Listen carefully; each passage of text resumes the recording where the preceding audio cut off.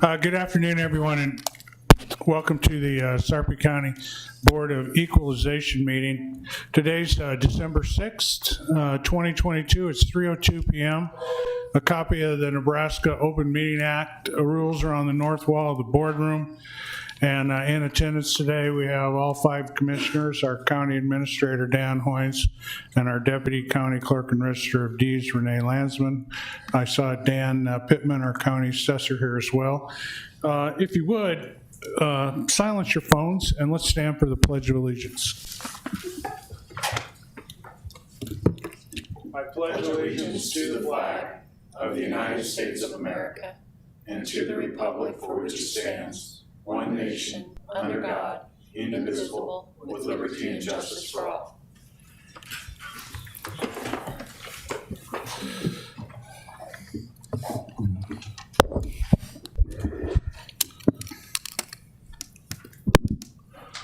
Two items on consent. Motion to approve. Second. Motion by Burmeister, second by Mixon. Any further comments? Mixon or Warren? Warren. Oh. Was that you, Jim? I'm sorry, Commissioner Warren got the second. Please vote. Ayes 5, nays none, motion carried. Okay. All the agenda items have been addressed on the Board of Equalization agenda as published, and the Board of Equalization is adjourned. We'll jump right into our Board of Commissioners meeting. I'd like to welcome everybody to the board meeting today. It's Tuesday, December 6th, 3:03 p.m. Nebraska Open Meeting Act rules are on the north wall. And we have all 5 commissioners present, along with our county administrator, Dan Hoynes, and our deputy county clerk and register of deeds, Renee Landsman. Commissioners' comments. Commissioner Burmeister.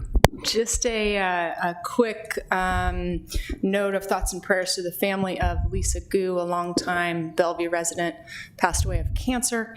She fought cancer for in excess of 4 years, died just yesterday, and was a longtime supporter in Bellevue and lived the best bucket list I've seen in a long time. Mm-hmm.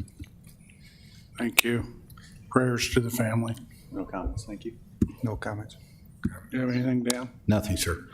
Okay, well, I just have one comment, and then I'm going to yield the remainder of my comment time.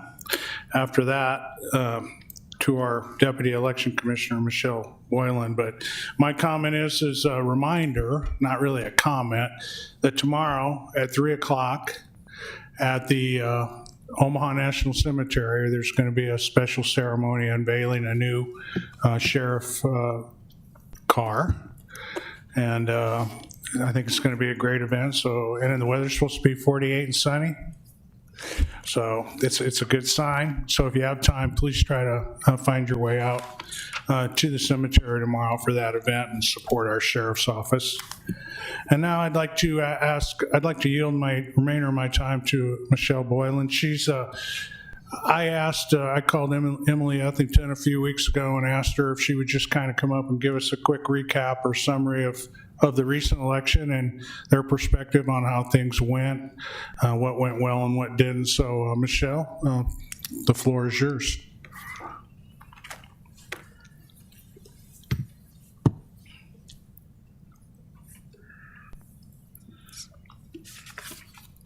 Good afternoon. As the commissioner stated, I am Michelle Boylan, and I'm the Chief Deputy of Elections for Sarpy County. Should I turn this way? Or? You can, here. Yeah, got our voice. You can just, you can just use this. Or And that set way the other You don't mic. have to face us. You can face the audience. That's better. We can hear you.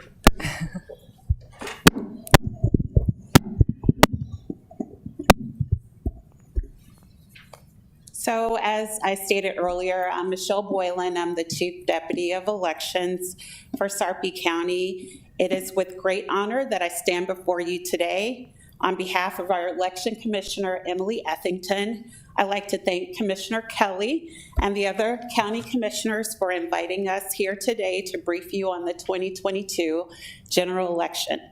Unfortunately, the commissioner is out sick today and sends her sincerest apologies for her absence. She was very much looking forward to today and enjoyed her conversations with Chairman Kelly about the upcoming meeting. This year alone, the Election Commission has overseen 4 elections: the primary, the special election, an SID election, and last month, the general election. We also processed thousands of signatures for ballot initiatives such as voter ID, medical cannabis, and minimum wage. We saw impressive numbers from our voters in a non-presidential election year. For the general election, of 53% of voter turnout. The total voters for our county thus far is over 123,000. Our SID election for this year, we have 72 SIDs this even year, which equates to between 12,000 and 14,000 manually prepared and mailed ballots. We also hand-stickered and mailed out over 120,000 postcards informing Sarpy County voters of a possible polling site change due to redistricting as a result of the 2020 census. We sat down with the county GIS system and the Secretary of State adding 30 new polling sites, bringing the total polling sites in our county to 81. These additions were based on the Nebraska Statute 32903. With this increase, it was 65% from the general of 2020. With the additional polling sites, we started working with vendors and placing orders for numerous items needed for our new polling sites and searching for sites that would be willing to serve as election sites for the duration of an election cycle. We also began looking for election workers to work at sites who were willing to work and serve the full election cycle. We had over 600 workers from different political parties throughout the county for each election day. And that's excluding the special election because it was only a certain part of our county that participated in the special. The Scouts of America, Troop 231 of Bellevue, was a tremendous help with our warehouse support election night, along with numerous others. This was also a period in which we saw uptick in phone calls about election-related questions and concerns, and which we also received public service requests from voters questioning the validity of our elections. The Election Commissioner, Emily Ethington, worked with the County Attorney's Office, the local newspapers, and our communications department to respond to these requests in a timely manner via press releases, emails, phone calls, text messages, and social media blasts. During this time, our warehouse was updated, and we were able to meet with Brian McCoy from facilities and brainstorm ideas on the logistics of the election in our new facility. Unlike in previous election cycles, we were now sharing our space with several other departments, which allowed us to come up with solutions that would be the least intrusive to the other departments on the 1102 campus. We were able to add, with this brainstorming, we were able to add an ADA-compliant drop box, bringing our total of drop boxes in our county to 7, 2 ramps on the 1102 campus, and more signage for early voting. With the additional polling sites, our warehouse is at capacity, voting booths and sleeves, and we are forced to store all our signage and other materials at the Gold Coast location. We also use the back of our office and the cubicles for storage for 86 express vote machines, countless boxes of envelopes, transfer cases, and supply containers for each of our 81 inspectors and 14 district inspectors. We work with IS to have their conference room converted to an early voting room and later a watch room with a wall-mounted TV. This would give individuals the ability to watch the ballot counts and count it in real time.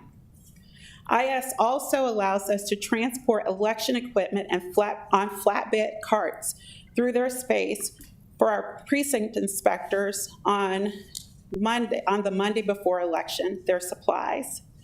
This became the only way we could transport these supplies without blocking our lobby, which is always full of eager voters. And we only have one door to enter and exit the building. IS provides software support, GIS mapping, telephone system support, and provided us with 2 staff members on site for Election Day support. We also met with Dan Pittman from the assessor's office to have access to their lobby for voters to fill out their early voting applications. This helps speed up the process of receiving ballots to vote. The voters really appreciate that. We worked with Trace Jones from the treasurer's office, and he allowed us to use the east side of the building the Monday before the election and Tuesday night for dropping off ballots and election equipment. The east side of the building was designed with double doors, and the west side only has one single door. When using the doors on the east side of the building during business hours, there is less congestion. Not enough parking for voters continues to be a concern, as we dare hear continued concerns regarding this issue. We work with the Sheriff's Department and other city law enforcement agencies to help provide support on the 1102 campus for early voting, as well as providing support at each polling site on Election Day. Ryan Fuller also assisted us with badge and access for our temp workers and extended hour door access. The municipalities for Bellevue, Papillion, Sarpy County, La Vista are also extremely helpful, delivering voting booths and signage to all the polling sites throughout the county on the day before and picking up those supplies and returning them to our office on the Wednesday after the election. We had a week of poll worker training. One of the meetings was held in this great boardroom, another in the probation conference room, and we also were able to use the IS conference room at the 1102 campus, on the 1102 campus. We also met with different organizations and set up a voter registration and early ballot application table at various locations around the county. Retirement homes also requested assistance with these applications. Election Day and canvas board counting proceeded smoothly. In the county room, as always, we operated the machines with 2 people of opposite parties. The same rule for the canvas, the canvas board, 3 teams, opposite party. Election Day, we also had on-site support from ES&S representative. Our new ballot on demand machine or printer remains to be a welcome addition to our office this year. This printer is designed to print ballots upon request for early voting in our office, which is beneficial in reducing errors in the distribution of ballots. This concludes my presentation. Thank you, board, for the support that you've provided thus far. Now that we had multiple elections in this space, we've thought of a few suggestions we might want to make for future elections to run smoothly. Because our county is growing by leaps and bounds and there's a heightened interest in voting, our office strongly believes that more parking stalls would be a necessity for the presidential election in 2024. A reconfiguration of our office space that accommodates our additional temporary workers, the transporting of ballots and supplies, handling and storing ballots and other election supplies is imperative for adjustment. We would love to partner with the board to find a remedy for some of the concerns for future elections in our new space. Thanks again for allowing the Election Commission to be a part of your meeting. Thank you, Michelle. All right.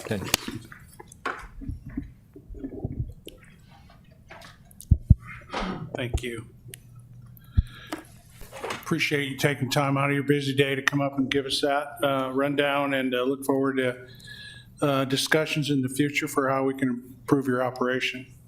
I do know that there's going to be some legislation this year that's probably going to be generated as a result of some of the last election issues with the voter ID and et cetera, and we'll see how that impacts us over the long run.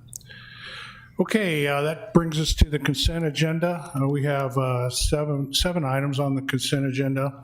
Would any of the commissioners like to see anything moved? If not, I'll take a motion to approve as published. Motion to approve. Second. Okay, I have a motion by Commissioner Mixon and a second by Commissioner Klug. Before we vote, I just would like to thank, you'll see there are several of the items are Planning Commission members that are volunteering to serve again. They're up for reappointment. It doesn't pay anything, but and it's tremendous public service to the citizens of Sarpy County. So I thank those folks for raising their hand and stepping forward. Please vote. Ayes 5, nays none, motion carried. Okay, on the planning and zoning agenda, we have one resolution. It's 322. It's an interlocal cooperation agreement with the city of Springfield to provide building plan review and inspection services through December 31st, 2023, and it'll have automatic renewals for successive one-year periods. Don Simon, our planning director. Don, welcome. Okay, thank you. Chairman Kelly and members of the board, Don Simon, Director of Planning and Building. Before you for your consideration is the interlocal agreement between the city of Springfield and Sarpy County to do plan review and all the inspections. The current agreement with the city of Springfield expires this month. The new agreement is exactly like the previous agreement, except for a 5% increase in plan review fees for the data center projects. Sarpy County is fortunate to have two good inspectors, combination inspectors, meaning each can perform electrical and building inspections for all the projects. And there are reasons we're able to continue this relationship with the city of Springfield. This should also be the last time that we will bring this to you unless either party thinks there needs to be an adjustment of some kind.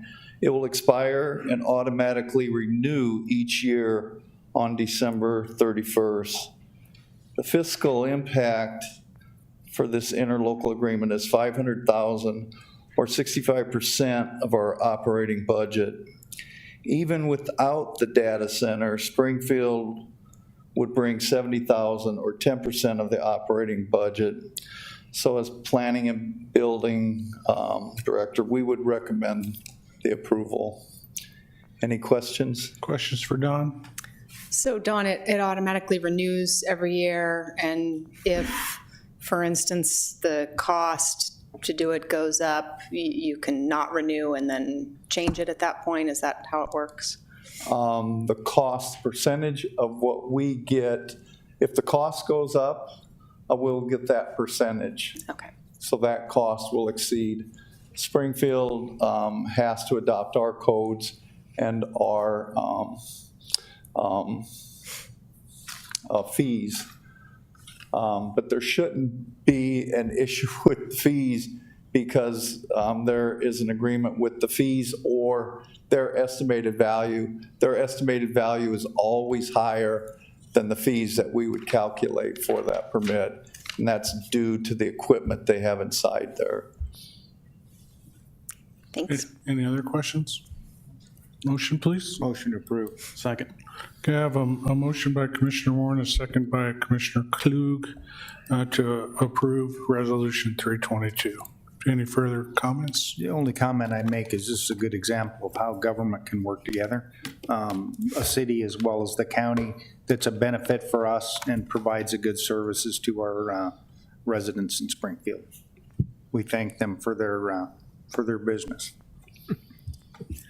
Please vote. Ayes 5, nays none, motion carried. Okay, on the regular agenda today, only one item. It's Resolution 321. It's the 2022 to 2025 collective bargaining agreement with the Fraternal Order of Police, FOP, Sarpy Lodge Number 3, law enforcement sworn employees, Dan Hoynes, County Administrator. Thank you, Mr. Chair, members of the board. I don't know if you've ever noticed, the only time I stand up here is when we're talking about money. Be sure that I look you in the eye. Trying to adopt the philosophy of more isn't better, better is better. This has been a long process. It's been a long year for a lot of us. Just about a year ago, you were tasked, the five of you, with the very difficult and complicated process of setting salaries for 700 people. Everybody, including yourselves, about a year ago. And through the process, we've tried to stand with certain principles. We all know that, our people are our best asset. There are some variables in the market, not just the economy, but the labor market, that have really complicated things over the last year. But throughout the process, I think we have stayed true to, respecting our employees, respecting taxpayers, trying to define fair, which is a word I don't like because it's very hard to define. But throughout this process, if you approve this today, we'll be almost 70%, almost finished with 700 people. So my respect and appreciation go out to you as a board for that difficult task, because again, it's not easy from yourself to where we are today with the sworn law enforcement contract before us. So I'd also be remiss if I didn't recognize that of everybody that we have to approve salaries for, that there's a very few actually strap a gun on and go to work every single day to protect all of us. And there's no amount of money that we can pay them for that appreciation. I know that. I think you know that. And so that's what really, I would often say the longest 18 inches in life is between your head and your heart. And try and connect that and attach a dollar to it, it's been a really difficult process.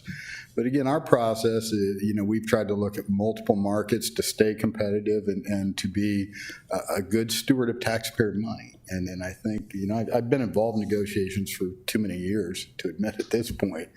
But I will tell you, each one of them, I always say, if you walk away and feel like you left a little bit, or if somebody won, it's probably left a little bit's the place to be on here. But specific to this one and the broader tax policies of county government, on October 24th, negotiations really began in earnest with the FOP. I want to rewind because there's several people. Kate Gatewood, she, Mary Davis, and Mark McQueen have been the people in the ring. They would talk to me a little bit before. I'd talk with you folks. We'd go back and forth, but they were always winning.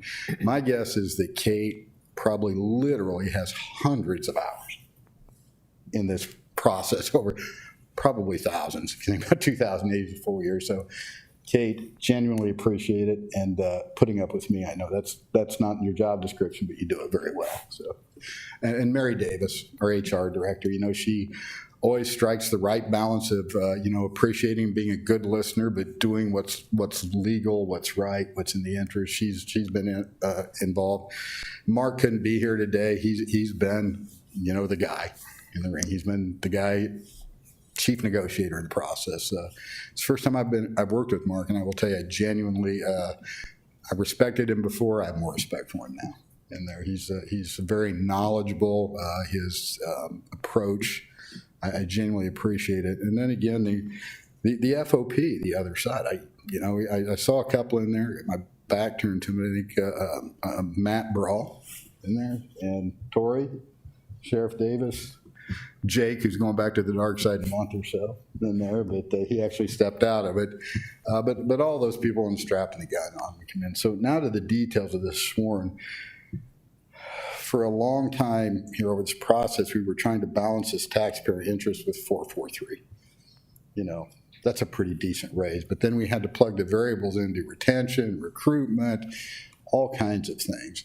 Where we ended up on October 24th, the county board authorized a negotiating team, 4%, which is already in this budget year. So it's already been accounted for, 7% in year 2, 3% in year 3. We took that back. The FOP accepted that.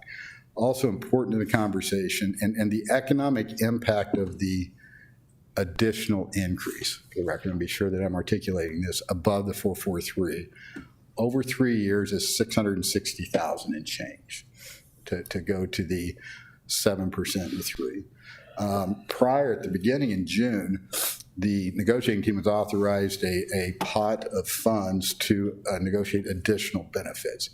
The contract before you this afternoon, board members, has 3 additional benefits: higher education pay, I think $50 to $75 and $75 to $80. It's got uniform allowance, a couple $100 for entry level, and I think $300 for the new hires, and then an additional $5 a month contribution to a post-employment health program.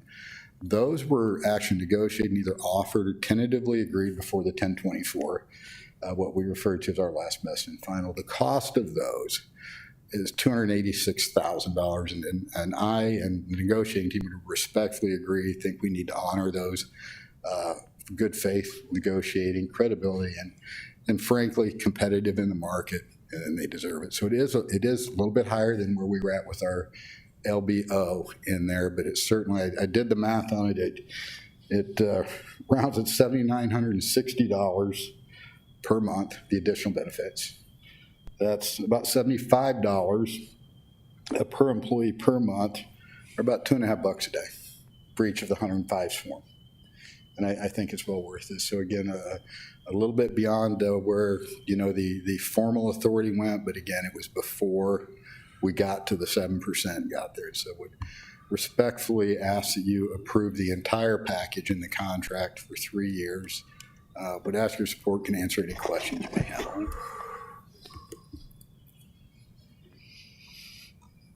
Does that require an amendment or no? No, it is in the formal, it's in the contract, Okay. Don. But I just wanted to be, out of transparency, I wanted to be sure you knew that it was there. Okay. Questions or comments? Questions for Dan first, I think. No question, but a comment. Thanks for keeping us informed as this process went through, and thanks for your work on it, Dan. I probably did the least, but I used the Kelly term, they pinned the rose on me to come up and try to explain it. That's what everybody else said. You didn't do very much. Yeah, they're being very honest with you, so thank you.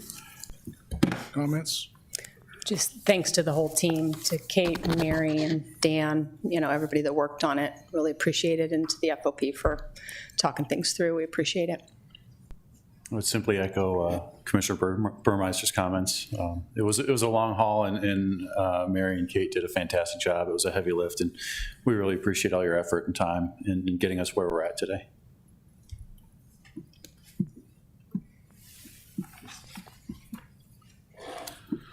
Okay.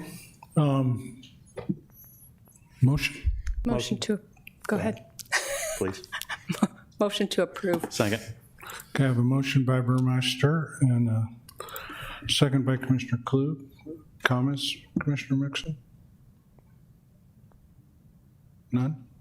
None. Okay. Good. Before we vote, I'd like to thank Sheriff Davis. I'm a guy that's always looking for a place to cash a $5 check.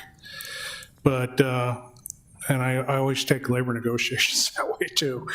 But Sheriff Davis, I think he took the time out of his day, his week, his month to kind of inform us and help us shape our opinion a little better about the challenges of, serving in uniform. So I think it was really helpful to help us shape our decision. So thanks, Sheriff Davis. Really appreciate that. And now we can vote. Ayes 5, nays none, motion carried. Okay. Don, if I can make one comment. I pledge all within my power to the FOP. We're not going to be negotiating on the next contract looking over our shoulder. And that's kind of where we've gotten at in this one. I don't think we need to start right away, but it's not too far off, so don't take too big a break, Dan. I think we're within 6 months to a year to where we need to start looking forward to our next contract. And I've got some ways that I think we can help to work together and see that go together well. Okay, Great, thanks. Okay, item 7.7 7 is executive session and 7.1. For the protection of the public, I move that we go into executive session to discuss a real estate matter.